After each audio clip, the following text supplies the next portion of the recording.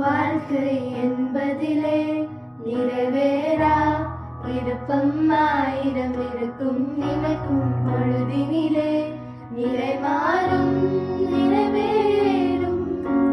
ராஜாவின் மடியில் விளையாடு அழகு செல்ல பிள்ளை எல்லாம் சரியாகும். விளையாடு மகிழ்வோடு காத்திருந்த நேரம் மாறி பூக்கும் நேரம் வரும். நீ பூத்து காய்த்து கனி கொடுத்து வாழ்க்கை மாறிவிடும்.